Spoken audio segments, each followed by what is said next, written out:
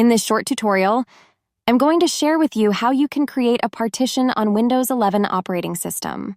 On your desktop, head to File Explorer. In the section of this PC, I have the local disk C, the new volume D partition, and the DVD drive. So to add a partition, simply right-click on this PC, head to Show More Options. Click on this very first option of Manage. On this page, select on Disk Management. It's just under the option of Storage. Let me make it a little bit wider. This is the local disk C and the new volume D. This section is for the DVD drive. To add another partition, simply click once on C and then right-click to select on this option of Shrink Volume. It takes some time loading depending on your device speed. On this mini page, enter the size of space you want to create.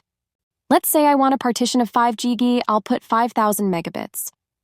Then click Shrink. A new space named Unallocated will be created.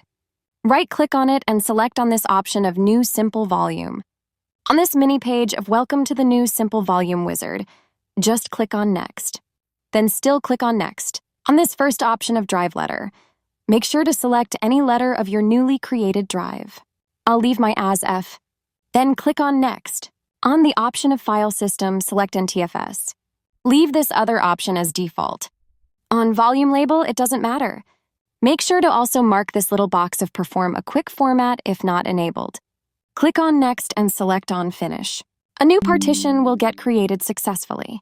That's how easy it is to create new partition drives on Windows 11 operating system. If you have any questions, just let me know in the comments section down below.